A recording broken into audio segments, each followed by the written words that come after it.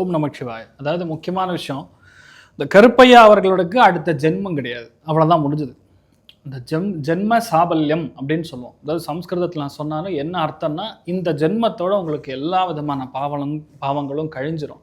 இதுக்கப்புறம் டைரெக்டாக உங்களுக்கு சத்கதி தான் பிராப்தமாகும். மீனிங் என்னன்னா, இது வரைக்கும் நீங்கள் நிறைய தப்பும் பண்ணியிருப்பீங்க.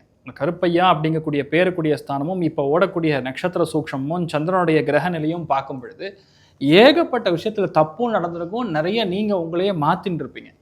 உங்களுக்கு எது வந்தாலும் இனிமேல் நடக்கக்கூடிய விஷயங்கள் எல்லாமே வாழை இலை தான் கண்டிப்பாக நீங்கள் சாப்பிடுவீங்க. கிட்டத்தட்ட இனிமேல் நீங்கள் சன்னியாசி மாதிரி இருப்பீங்க. அதாவது என்னன்னா, பரம்பொருளுடைய பரிபூர்ணமான அனுகிரக கட்டாட்சம், அதுவும் சிவபெருமானுடைய அனுகிரக கட்டாட்சம் பரிபூர்ணமாக இருக்குது.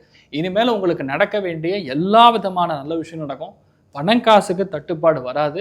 அதாவது தார்மீகமாக உங்களுக்கு என்ன தேவை இருக்கோ அந்த தேவை கண்டிப்பாக நிறைவேறும். முக்கியமான மாற்றம் கரெக்டாக 1.5 மாதத்தில் இருக்குது. அதுக்கப்புறம் உங்கள் லைஃபே மாறும். நீங்கள் நன்னா இருக்கணும்னு சொல்லி நானும் பிரார்த்தனை பண்ணிக்கிறேன். கிரிவலம் போகிறக்கு ரொம்ப ஒரு பெரிய ஒரு சாபல்யம். அதாவது தெய்வ அனுகிரகம் இருந்தால் மட்டும்தான் கிரிவலம் போக முடியும். எல்லாரும் நினச்சோம் எல்லாரும் போனோம் அப்படிங்கிறது இம்பாசிபிள் பேசிக்கலாக.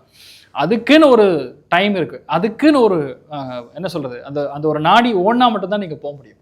உங்களுக்கு கடவுள் கொடுத்துருக்கான் அப்படின்னா அது மிகப்பெரிய யோகம். அதனால் என்னென்னா, உங்கள் வம்சமே நல்லா இருக்கும். வம்சாபிவிருத்தி எப்போ நடக்கும்னா, ருத்ரனுக்கு சிவனுக்கு நீங்கள் செய்யக்கூடிய அபிஷேக ஆராதனைகள், பௌர்ணமி அன்னைக்கு செய்யக்கூடிய கிரிவலம், அதே மாதிரி எந்த அளவுக்கு நம்ம வில்வத்தலையில் நம்ம சிவபெருமான அர்ச்சனை ஆராதனைகள் பண்ணி அந்த வில்வத்தலையும் பஸ்மமும் வீட்டுக்கு கொண்டு வந்து டெய்லியும் வச்சுக்கிட்டா போகிறோம். உங்கள் லைஃப் மாறும். ஃபஸ்ட்டு விஷயம் தைரியம் வரும். அந்த தைரியம் வந்துச்சுன்னா நீங்கள் எல்லா விஷயத்தையும் முடிக்க முடியும். கருப்பையா அவர்களே, உங்கள் வாழ்க்கை நிறைய நல்ல விஷயம் நடக்கணும்னு பிரார்த்தனை பண்ணிக்கிறேன். சூப்பராக இருப்பீங்க. உங்களுடைய பதிவு வந்தது இன்ஃபேக்ட் எனக்கு தான் புண்ணியம். இதுக்கு பதில் சொல்கிறது எனக்கு தான் புண்ணியம். நல்லா இருக்கணும் நீங்கள்.